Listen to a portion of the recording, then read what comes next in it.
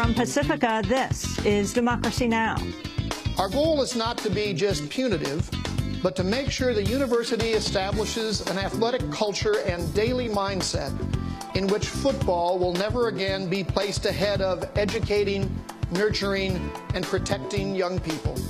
Penn State punished. The NCAA sanctions the college football powerhouse for covering up years of child abuse.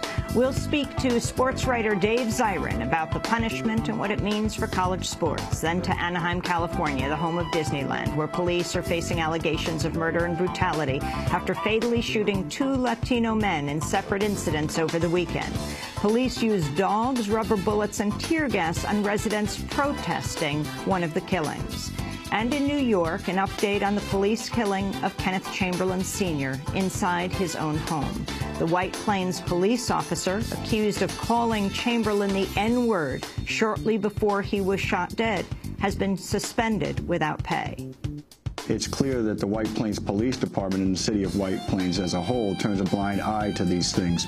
And if these officers engaged in this same conduct without being able to hide behind a badge and a shield, they would be charged with felonies, serious felonies. They would very well be in jail. All that and more coming up. Welcome to Democracy Now!, democracynow.org, The War and Peace Report. I'm Amy Goodman. Aurora shooting suspect James Holmes made his first court appearance Monday, days after allegedly killing 12 people and wounding dozens more in a shooting rampage at a local movie theater. District Attorney Carol Chambers of Colorado's Arapahoe County said prosecutors have yet to decide if they'll seek the death penalty. The death penalty decision has to be made within 60 days of the arraignment. Okay. So it is months down the line still. But we will, over the course of those months, be talking with all of the victims, developing relationships just so that they know who we are and who they can talk to, and that will take some time in this case. Holmes appeared dazed and unresponsive throughout the proceedings, forcing his court-appointed attorney to answer the judge's questions on his behalf. Around 40 relatives of the shooting victims were seated in the courtroom when Holmes appeared. Both President Obama and Mitt Romney continued to reject calls for stricter gun control laws in the shooting's aftermath. On Monday, Romney said, quote, "I still believe that the Second Amendment is the right course to preserve and defend and don't believe the new laws are going to make a difference in this type of tragedy." At least 9 people have been killed in a U.S. drone strike in northwest Pakistan. Pakistani officials say the victims were suspected militants, but the Obama administration's policy is to deem all drone targets as militants unless exculpatory evidence emerges after their deaths. Bombings and gun attacks continued across Iraq Monday, bringing the one-day death toll to 116. It was Iraq's deadliest day of violence this year. Most of the attacks targeted Shia Muslims. Clashes are raging in the Syrian city of Aleppo as government troops and rebel forces battle for control. Syrian activists say at least 8 prisoners were killed overnight when Syrian soldiers crushed a protest inside a remote jail. On Monday, the Syrian government drew international rebukes after vowing to use chemical weapons in the event of an attack by foreign countries. This is Syrian Foreign Ministry spokesperson Jihad Makdisi. Any stocks of WMD or any unconventional weapon that the Syrian Arab Republic possess would never be used against civilian or against the Syrian people during this crisis, at any circumstances, no matter how the crisis would evolve, no matter how. So this is the title. All the stocks of these weapons that the Syrian Arab Republic possess are monitored and guarded by the Syrian army. These weapons are meant to be used only and strictly in the event of external aggression against the Syrian Arab Republic. Back in this country, speaking during a campaign trip in Nevada, President Obama said Assad would be held accountable were he to use chemical weapons. Obama also vowed to continue aiding Syria's armed rebels.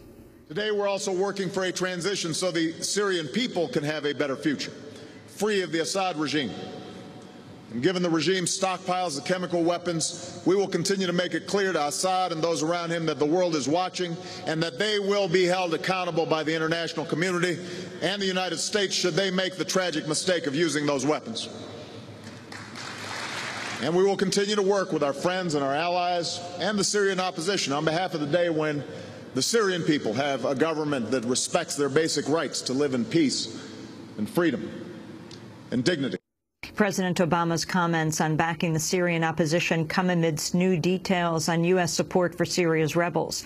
The Wall Street Journal reports the U.S. has worked behind the scenes to block weapons and oil shipments to Assad's regime from Iran and passed intelligence to Syrian rebels through the Jordanian and Turkish governments. Drenching rains have swept across China, leaving nearly 100 people dead, including 37 in the capital, Beijing. Beijing saw its heaviest rains in 6 decades over the weekend as floodwaters submerged cars and tens of thousands of people were evacuated from their homes. Some have questioned whether infrastructure gaps left by the city's rapid modernization compounded the damage. Meanwhile, the strongest typhoon to hit Hong Kong in 13 years has left more than 100 people injured and flooded several areas.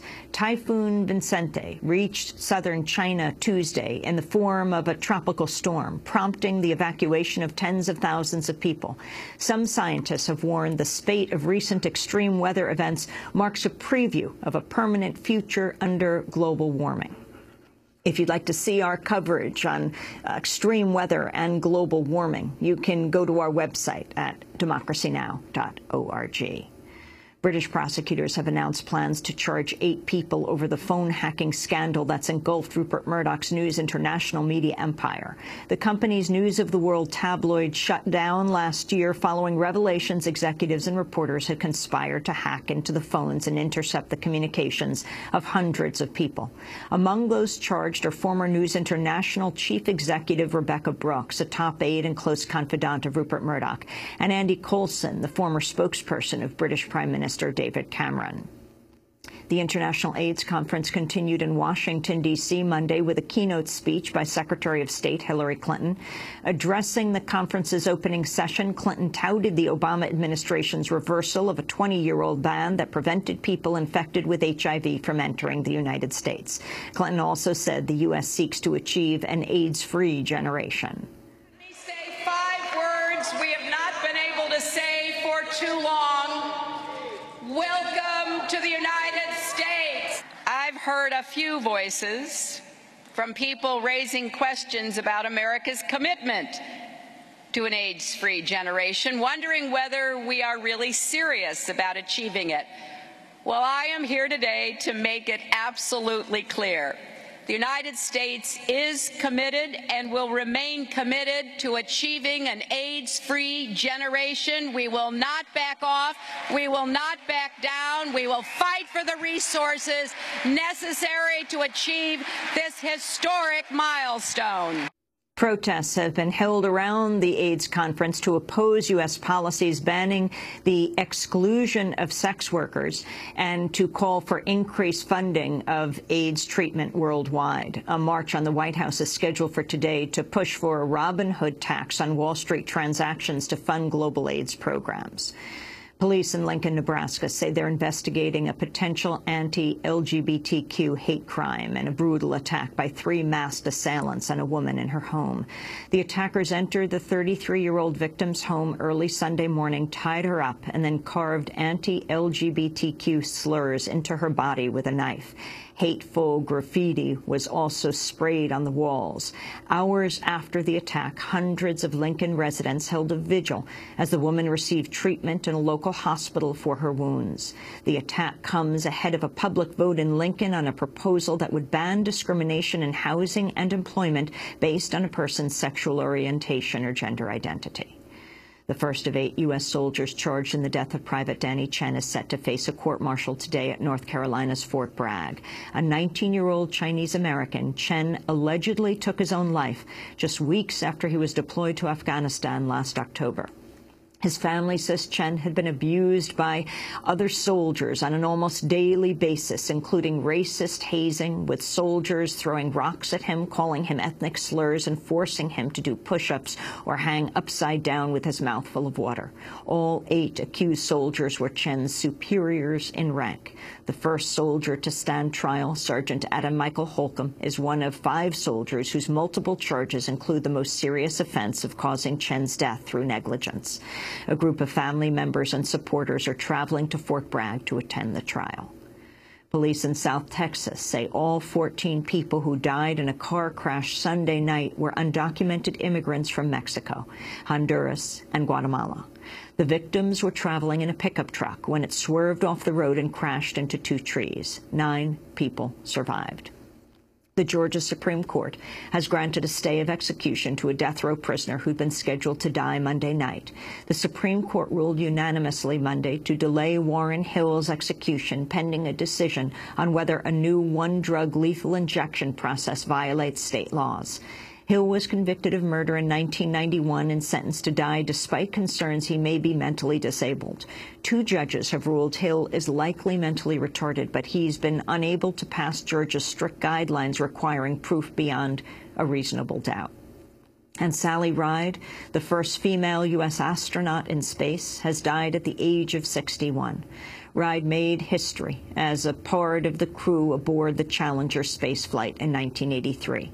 She returned to space for another mission a year later. In a statement announcing her death, Ride's foundation confirmed for the first time she was a lesbian with a longtime female partner of 27 years. Ride's sister, Bear Ride, said, quote, "I hope it makes it easier for kids growing up gay. They know that another one of their heroes was like them." And those are some of the headlines. This is Democracy Now!, democracynow.org, The War and Peace Report. I'm Amy